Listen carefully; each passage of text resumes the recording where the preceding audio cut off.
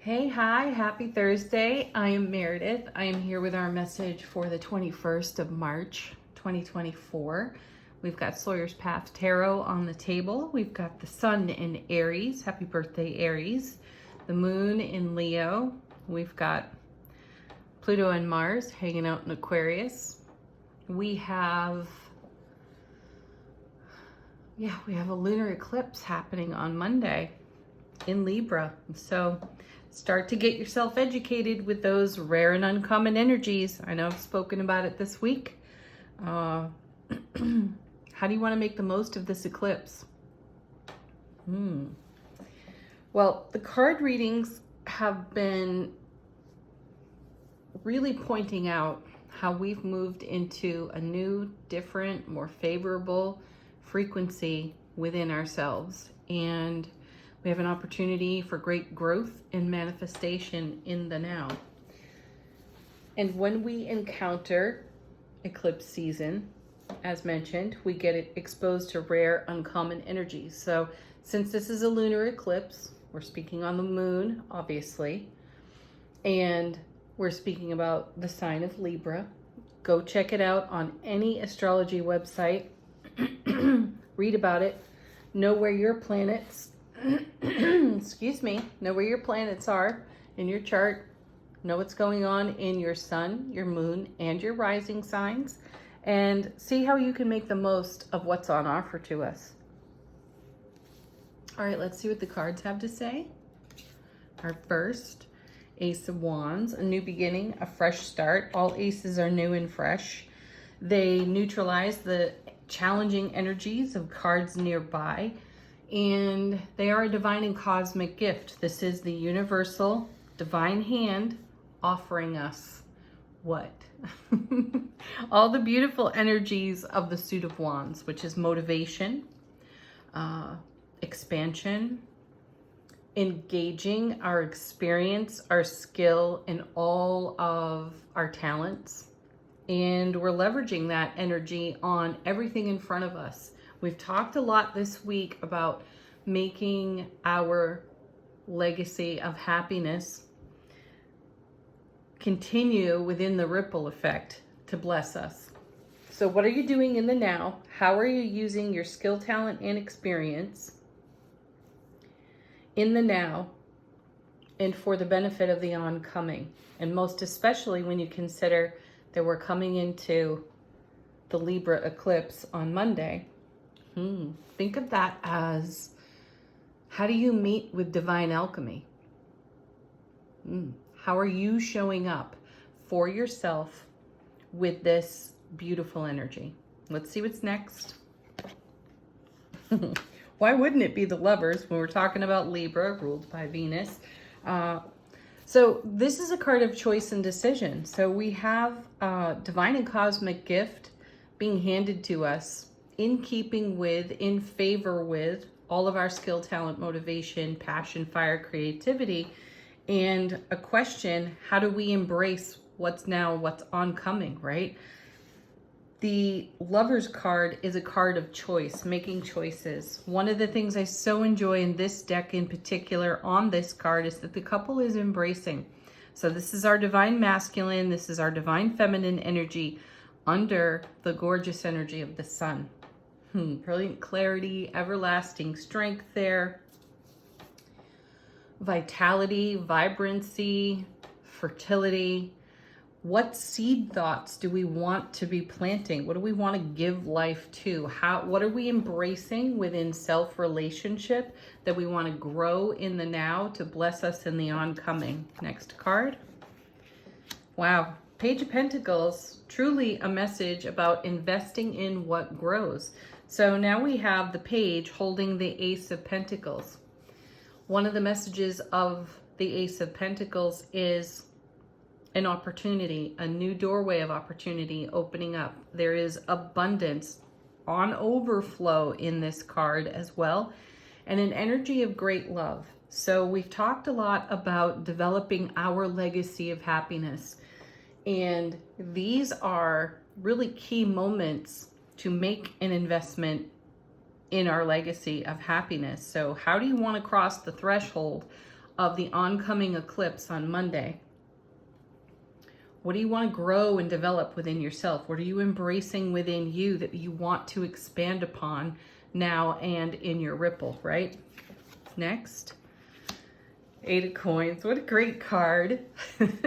Add this ace of coins here on the page to the 8, you get 9, and we're talking about self-sovereignty.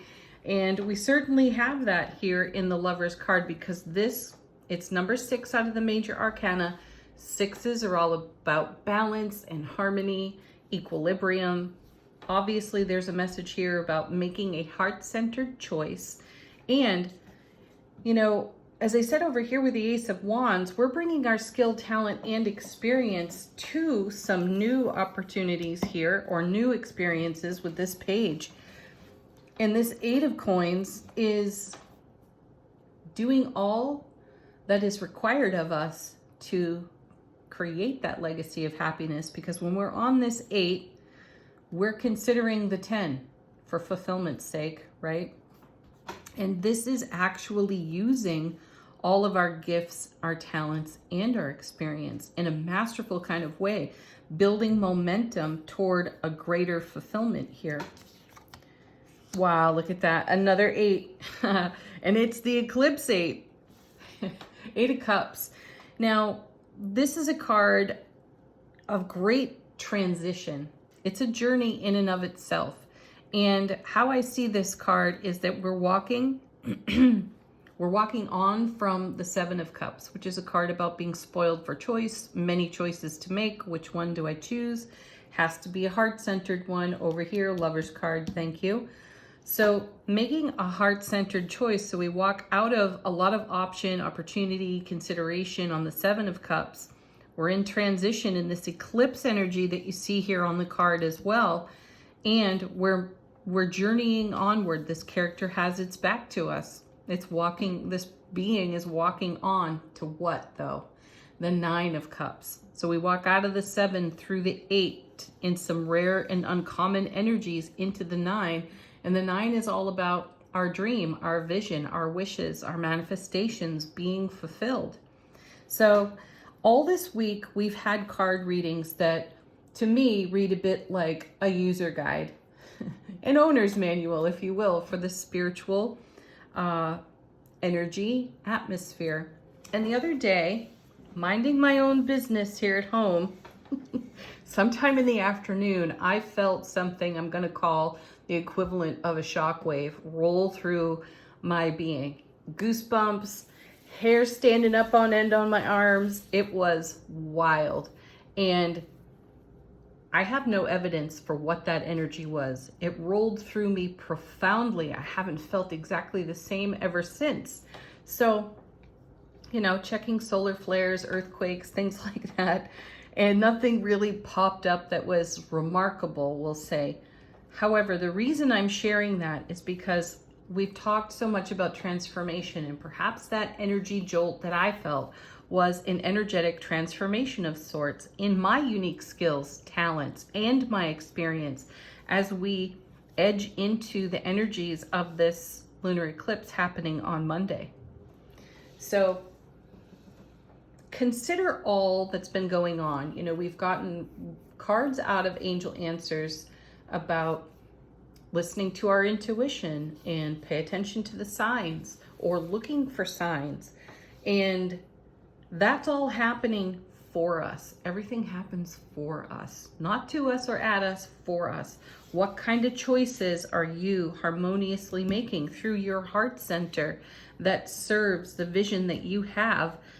And how can you use your skill and talent to continue to blossom and grow your amazing foundation, sphere of influence, right?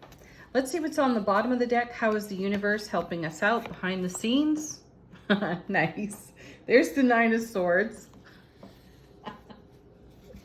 Well, whenever I see this card, I am reminded that an upgrade is possible. So, traditionally speaking, this card in tarot is all about stress, anxiety, keeping ourselves awake at night, runaway thoughts, vulture thoughts even. And there is something new to consider, and it's a heart-centered choice. over here. So whatever it is that you might be turning over and over and over in your thoughts, give it some attention, because it's going to persist, and it may just need some love, unconditional love, kindness, and compassion.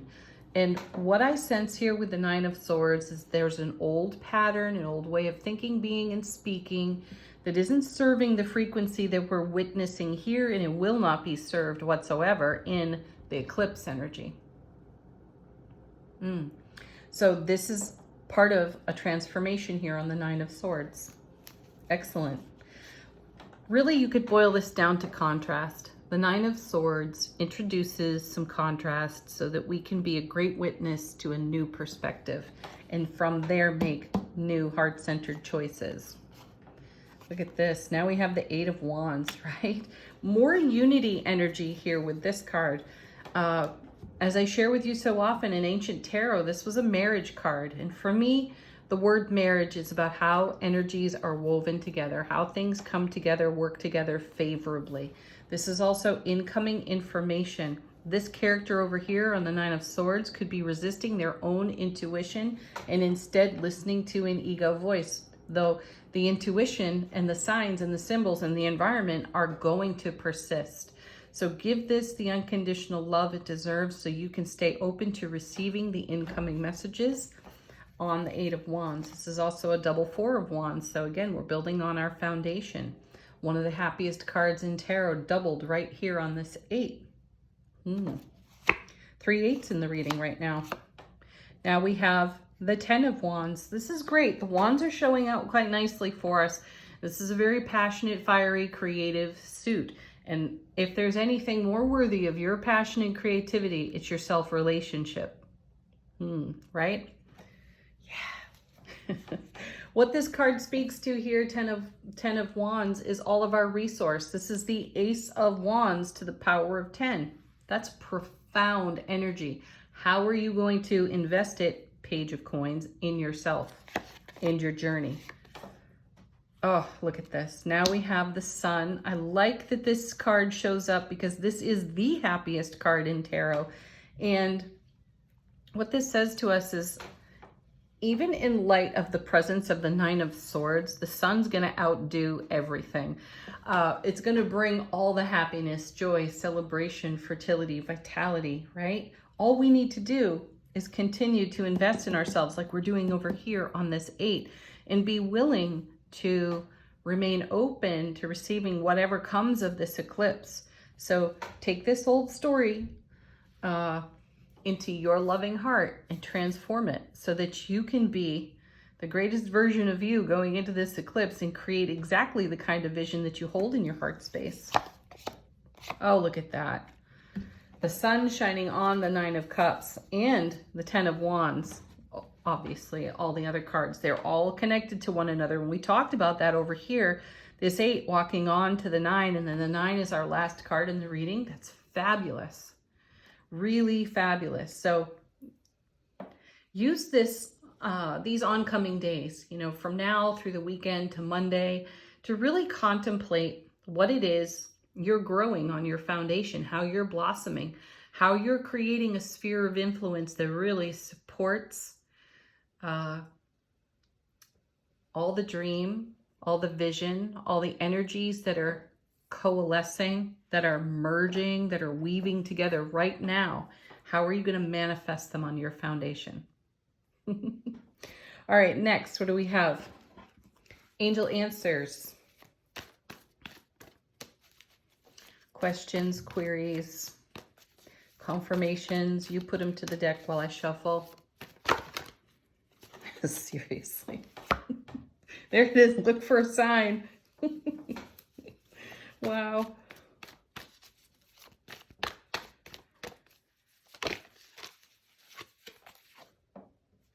Emphatic success showing up for us again.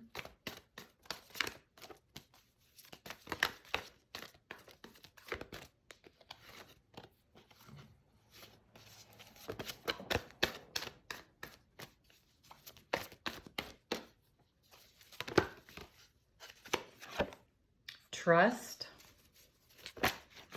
Trust your decision making here off the Lover's card. You're following heart space energy. And be awake, aware, and alert to the opportunities that are emerging in your path from the signs that you are witnessing. All right, final word on the reading from angels and ancestors. How is our soulful presence informing our waking consciousness? That's too many.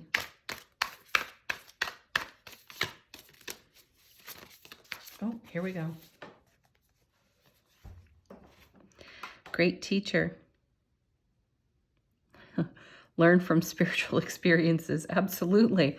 That reminds me of the Page of Coins right there. Learn from your spiritual experiences. And not only that, bring your experience into this beautiful Eight of Cups here as you consider how to make your dreams come true, or what steps you're taking today to bring peace and inner unity with Divine Masculine, Divine Feminine, Lover's card in your Nine of Swords. Anything that requires an upgrade and a shift in frequency. Bring everything you know to whatever emerges off this beautiful Nine of Swords. It's an opportunity to make a lasting change for yourself, especially in the oncoming eclipse. Have a beautiful Thursday, everyone. Thank you for being here. Namaste.